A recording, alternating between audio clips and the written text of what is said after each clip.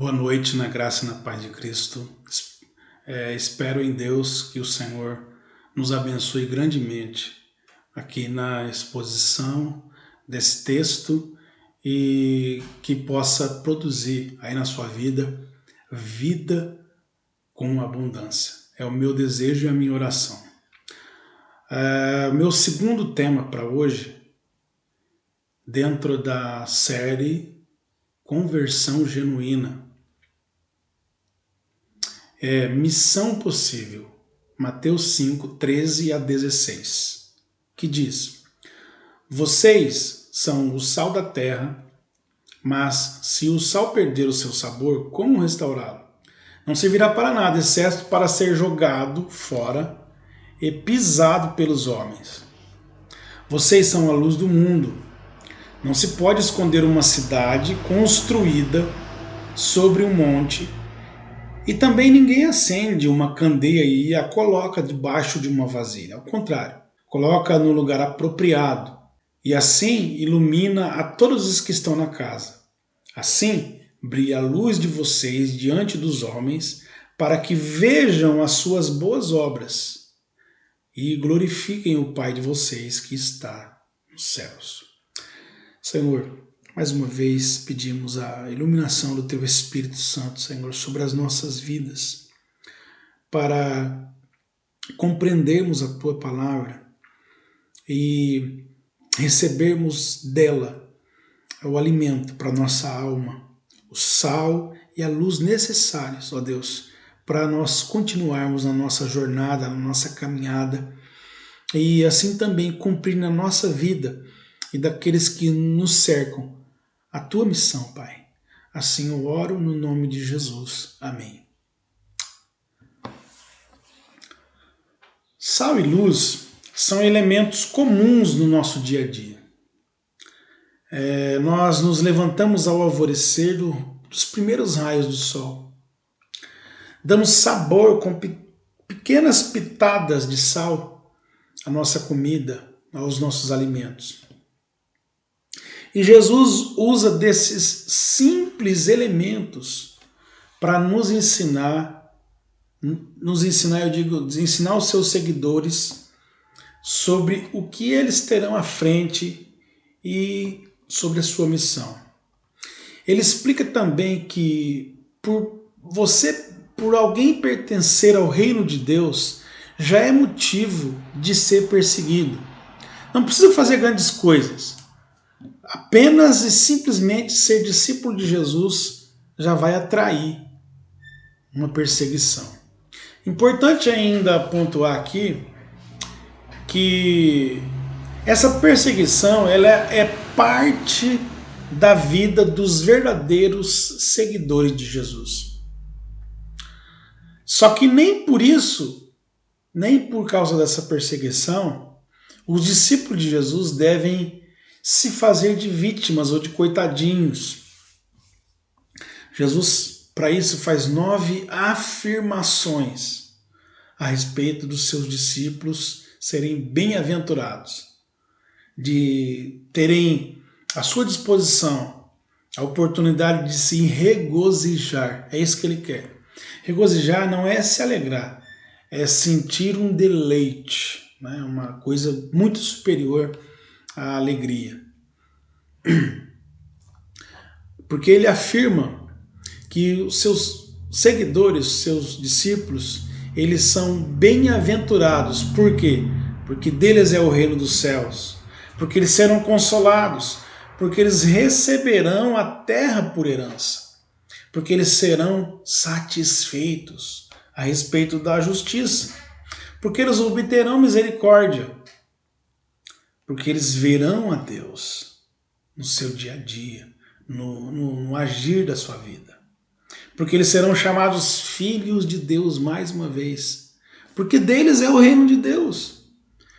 E finalmente, porque grande é a sua recompensa nos céus. Mais uma vez, as diferenças entre os do reino e os do mundo fica evidente aqui nesse texto. Os do reino seguem, claro, seguem o rei. Os do mundo seguem o sistema do mundo. planejamento do mundo. Em relação ao mundo, a Bíblia diz que ele jaz no maligno. Diz que o amor do Pai não está nele. Diz que o mundo odeia Jesus. Diz que o mundo é inimigo de Deus. Diz que esse sistema chamado mundo, diz que ele passa com a sua concupiscência, mas aquele que faz a vontade de Deus permanece para sempre. Sal e luz são essenciais à vida, mas eles só produzem o efeito desejado se eles forem diferentes e ao mesmo tempo plenamente envolvidos com o meio em que estão. Ou seja, envolvidos, mas diferentes. Os verdadeiros discípulos de Jesus, que são sal e luz aqui nessa terra, e foram confirmados por Jesus, eles devem agir como uma comunidade terapêutica alternativa e desafiadora num mundo perdido, desorientado e doente. Respire. Isso é uma missão possível. Não graças a nós, mas graças àquele que está em nós. Em primeiro lugar, porque vocês que são seguidores de Jesus, verdadeiros discípulos de Jesus, é para esses que eu estou falando, vocês são o sabor de Deus no mundo. E qual é a função desse sabor? Número 1, temperar. O sabor de Deus traz um tempero diferente para a vida. Claro que o sal era usado no mundo antigo para temperar alimentos. Mas agora pense comigo. Jesus diz que vocês, os cristãos, nós somos sal da terra e na sequência ele associa esse sal com a luz do mundo. Terra e mundo. Perceba que vai além do uso casual do sal e da luz. A função desse sal é dar sabor, mas não só aos alimentos, mas à vida das pessoas. Pessoas que estão perdidas, desesperançadas, que já não creem mais nada, nem em ninguém, que já tem a sua vida já sem graça, porque não tem graça a vida. Sem crença, sem esperança. Você já deve ter ouvido alguém dizer da vida, dos relacionamentos. Por exemplo, a mulher dizer o seguinte, que homem é tudo igual. Ela diz isso porque ela viu tantos maus exemplos de homens que ela perdeu a fé, perdeu a esperança de que possa ainda existir aqui nessa vida homens cheios da verdade, do amor verdadeiro, da fidelidade a Deus e a elas. Bons, homens de caráter. Né? Sem estender muito esse assunto, eu poderia dizer que o sal, ser sal, aliás, é ser representante da verdade. E isso coloca sobre os bem-aventurados, os discípulos de Jesus, os verdadeiros seguidores, aqueles que receberam essa missão possível, coloca sobre eles a responsabilidade de testemunhar nesse mundo a respeito de que esse sal pode sim dar sabor de verdade à vida. Porque sem esse sabor da vida, a vida fica restrita à insipidez da ilusão, da mentira, que estão aí dominando o sistema do mundo, dominando a Terra. As pessoas olham para o mundo, para o sistema que impera na Terra, e só veem mentira, falsidade, ilusão, engano, traição. Mas ela dá uma olhada de 180 graus e aí ela olha para a vida dos seguidores de Jesus, dos verdadeiros seguidores de Jesus, que são tempero, que são sal, que dão sabor. E elas pensam, eu conheço essas pessoas há tanto tempo e é assim que eu gostaria de viver. É assim que eu gostaria de ter a minha vida. Pronto, o sal temperou. O sal deu o sabor de Deus à vida de alguém. Número 2, a função desse sal é ser fertilizante, força de Deus. Esse sal era usado em pequenas doses como fortalecedor do solo. Sim, mas esse sal da terra, ele tem a função de, além de dar sabor de Deus, de fortalecer o solo. As pessoas enfraquecidas de tanto lutar com a vida e de não vencer. E aí elas vão ficando desgastadas, cansadas, sem esperança, descrentes. Esse sal, ele traz força porque ele é como um tônico que renova a vida de alguém, fortalece. Foi Jesus quem contou a parábola da semente que caiu à beira do caminho. Você se lembra dela, né? À beira do caminho, entre os espinhos, entre os pedregulhos e em terra boa. Lembra que ele disse que uma parte dessa semente que caiu na terra boa, na terra fértil, ele explicou em seguida que essa semente é a palavra. E o solo, a terra, aliás, o solo, chame como você quiser, são as pessoas, o coração das pessoas, a alma das pessoas.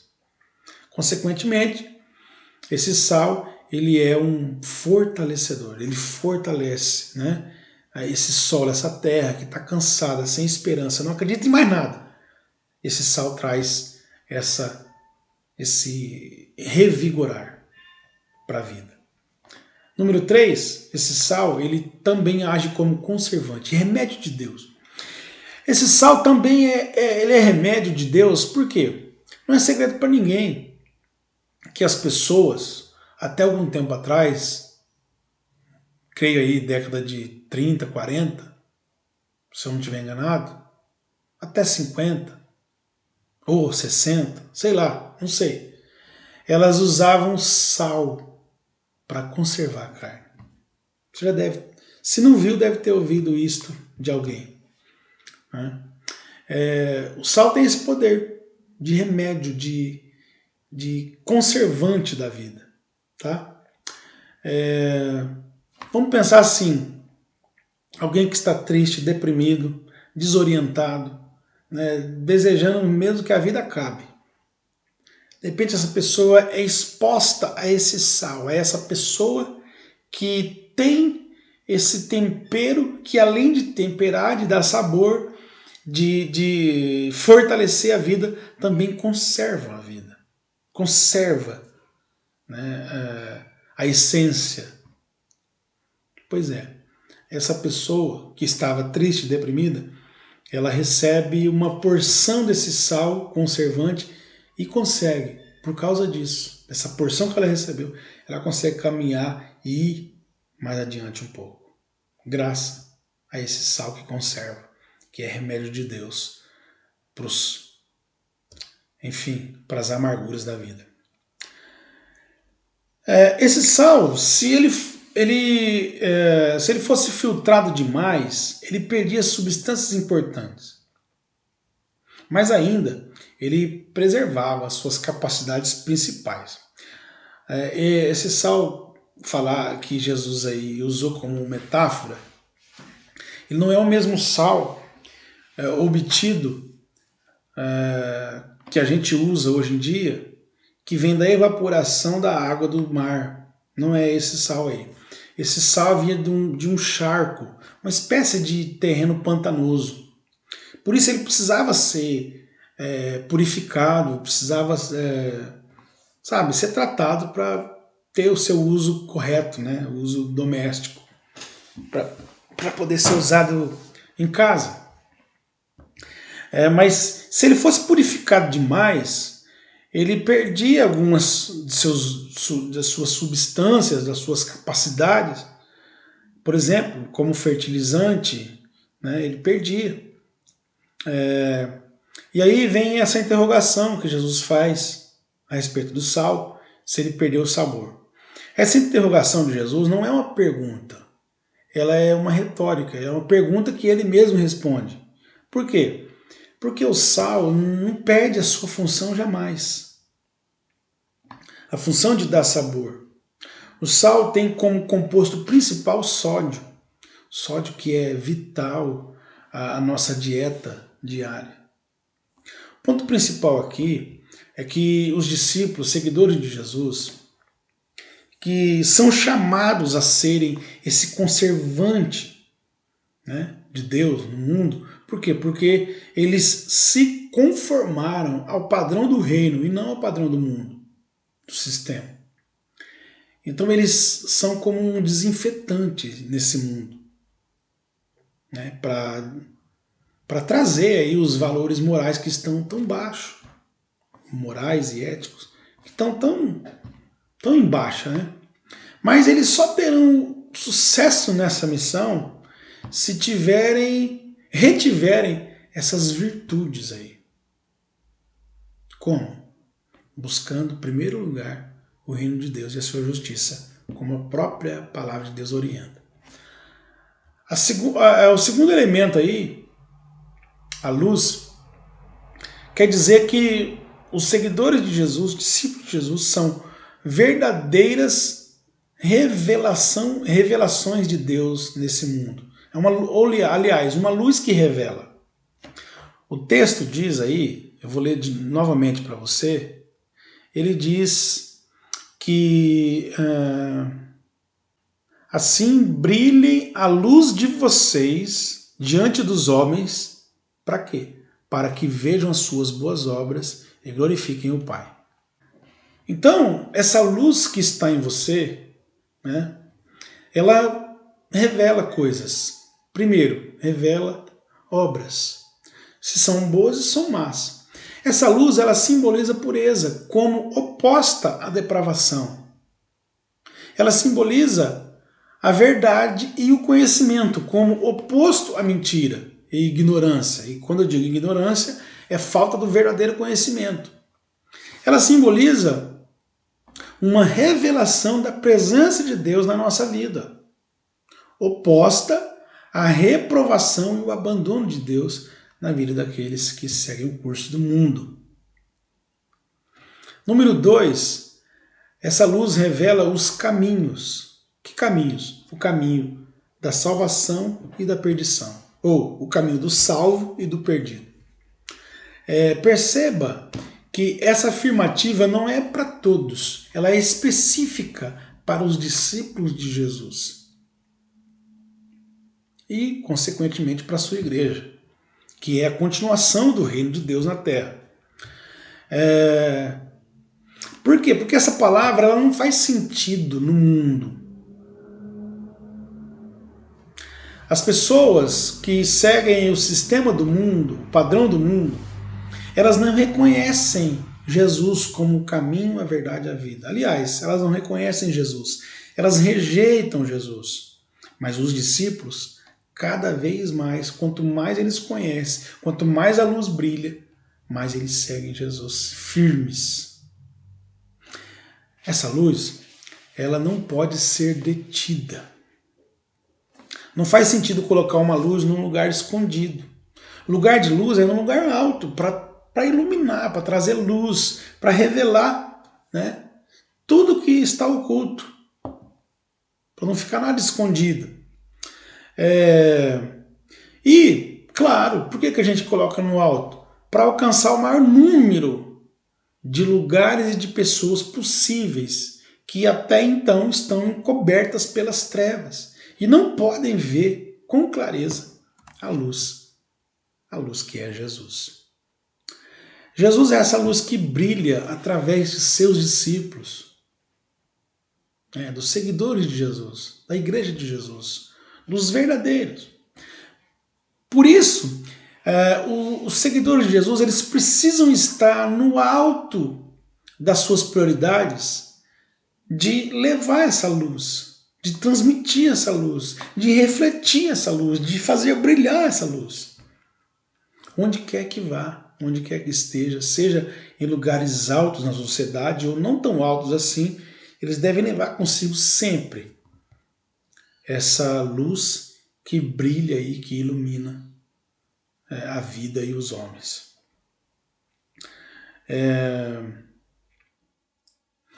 Eu preciso levar essa luz comigo onde eu for pelo seguinte, porque essa luz ela faz desaparecer as trevas, a depravação, a mentira, a ignorância de Deus, elas somem.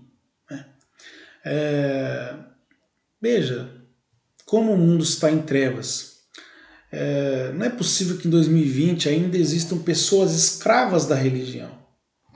Religião essa que, quando eu digo religião, são religiões malignas, que dividem famílias, que escravizam pessoas por costumes de isso, daquilo, pode, não pode, sabe? Porque são religiões hipócritas que se acham superiores às outras pessoas, acham que não pecam e, consequentemente, estão no direito de condenar à morte, ao inferno, aqueles que são diferentes delas. Tá? Porque elas não conseguem se enxergar também.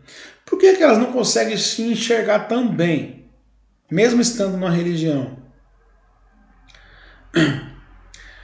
Porque Jesus disse que quem não ajunta, espalha. Né? E ele está falando de espalhar o mal aí. Por que faz isso? Porque estão distante da luz, que é Jesus, estão distante da verdade, que é Jesus, estão distante do sal que dá sabor à vida, que é Jesus também. Tá? A luz de Jesus dissipa as trevas na política, na religião, na sociedade, na família, em todo lugar. Por isso, quem é da luz deve levar consigo essa luz sempre e fazê-la brilhar por todos os lugares, porque esse é o propósito de Deus. Em terceiro, mas não menos importante, em terceiro e último lugar, versículo 16, a função dos discípulos de Jesus, dos seguidores de Jesus, que são sal e luz, a função deles é de glorificar a Deus. Como? Através, número 1, boas obras. Boas obras, justiça, enfim, tudo que o cristão, o verdadeiro cristão fizer, deve refletir Jesus.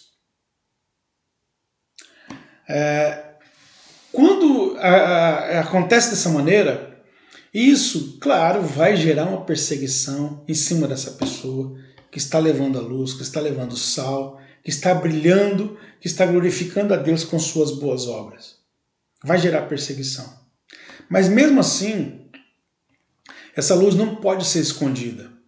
Esse sal e essa luz devem ser expostos para as pessoas verem, para os homens verem. Os homens que hoje estão sem sabor na vida, distantes da luz e se encontram cobertos de trevas. Não podem sentir o sabor verdadeiro de uma vida com Deus. E a luz também não pode ver a luz de Jesus, que ilumina todos os homens. Mas se eu e você levarmos essa luz, esses homens que hoje estão em trevas, eles também vão ter a possibilidade de glorificar a Deus que está nos céus. Eu quero concluir aqui, em último lugar, dizendo que se o sal exercer a sua função de retardar a deterioração e também de advertir os discípulos de Jesus de que eles não devem fazer concessões ao sistema, ao mundo que impera aí na sociedade, de não se conformar com esse mundo, de que os discípulos precisam ser diferentes do mundo, mas ao mesmo tempo precisam estar no mundo. Por quê? Porque a vida cristã saudável, ela não separa o indivíduo da sociedade, como fizeram no movimento chamado de monasticismo, né, onde os cristãos eram encorajados a ficar retirados e a viver enclausurados e num estado de contemplação. Pelo contrário, o texto diz que nós precisamos estar inseridos na sociedade. e não afastado dela. Com a luz é a mesma coisa do sal. Precisa estar inserido na sociedade. Por quê? Foi Pedro quem disse em 1 Pedro 2,9: vocês, porém, são geração eleita, sacerdócio real, nação santa, povo exclusivo de Deus. Para quê, pastor? Para anunciar as grandezas daquele que os chamou das trevas para a sua maravilhosa luz. A gente tem uma função importante, por isso precisa estar inserido, né? Como povo de Deus eleito, como sacerdotes de Deus, como nação do Senhor, como povo exclusivo de Deus, nós precisamos estar inseridos nesse mundo, anunciando, testemunhando as grandezas de Deus, através daquele que nos chamou do lugar de trevas para a sua maravilhosa luz. No fim do século XIX, o mundo viveu um otimismo, né, acerca do próximo século, que seria o XX. E essa ideia, esse otimismo foi propagado por pensadores, filósofos, poetas, líderes políticos, líderes religiosos. Isso foi propagado, esse otimismo. Eles esperavam a era áurea, né, que viria. A era áurea, a era de ouro que viria. Os prognósticos desses pensadores, filósofos, etc., desses líderes, estava firmado na teoria da evolução. Então, era uma espécie de lógica. Se o homem evoluiu do animal e continuava evoluindo, essa era a ideia, e pensa que na evolução, não só no termo biológico da evolução, mas principalmente aqui, filosófico. Então, se o homem continuava evoluindo, ele iria atingir um estágio que a sua mente ia funcionar muito mais, muito melhor, né? Seria a evolução da mente humana. E, consequentemente, isso iria acabar, abolir as guerras, ia erradicar as enfermidades, ia fazer desaparecer o sofrimento. O sofrimento não ia ser apenas aliviado, ele ia sumir, né? Isso por quê? Porque o homem ia aprender a pensar, e graças a essa evolução da mente do homem, a maioria dos problemas humanos seriam solucionados. Bem, eu não preciso dizer para você que esse mundo nunca chegou. Não chegou no século XX e até agora no século XXI também não. E as provas, pelo contrário, só piorou. E as provas estão aí.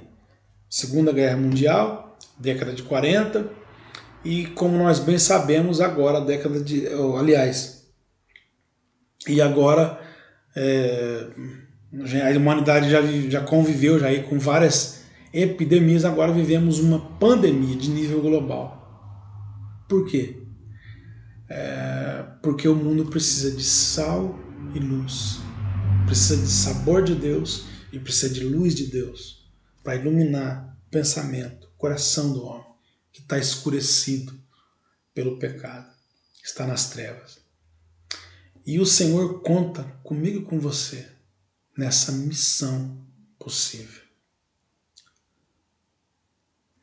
Eu quero orar agora aqui por você e com você. Peço que você ore aí, pedindo a Deus que deixe você experimentar esse sabor de Deus, essa luz de Deus na sua vida. E, consequentemente, depois de experimentar, você possa também repassar a outros. Reter para você a sua parte, né? E passar a ser esse sal e essa luz de Deus no mundo e repartir com outras pessoas. Esse é o nosso desejo, o desejo do nosso coração, nessa missão de Deus. Missão que não é impossível, ela é possível. Não graças a nós, mas graças a Deus. Graças ao Senhor, graças a Jesus, que é a luz dos homens, que é o sabor dessa vida e da outra também. Eu quero orar agora com você. Pai bendito, mais uma vez dou graças a Ti, Senhor, pela Tua palavra. E como nós vimos aqui, a humanidade, a sociedade não adianta ter esperanças de uma melhora. Porque esse mundo, essa sociedade odeia Jesus, é inimiga de Deus, se opõe às coisas de Deus, por isso não pode melhorar. E as pessoas aqui, Senhor, elas sofrem as consequências desse distanciamento de Deus, desse viver nas trevas, dessa vida sem sabor verdadeiro. Por isso, Pai querido, a nossa oração é que, pelo Teu Espírito Santo, o Senhor toque as vidas, os corações das pessoas, para que elas sintam esse sabor maravilhoso que só o Teu reino tem. Só te seguindo a gente experimenta esse sabor. E, consequentemente, possam também ser luzeiros do Senhor nesse mundo perdido nas trevas. Faça isso, Pai. Porque eu sei que o Senhor ainda tem muitos aí que são eleitos do Senhor. Povo santo, sacerdócio real, para anunciar as Tuas grandezas, Pai. Assim eu oro agradecido já pelos meus irmãos e amigos que me ouviram. Eu te agradeço, Pai Santo, em nome de Jesus. Amém. Deus abençoe a sua vida. Tenha uma ótima semana na graça e na paz de Cristo. E até a próxima. No caso, até amanhã, às 20 horas, aqui pelo Facebook, Querendo Deus.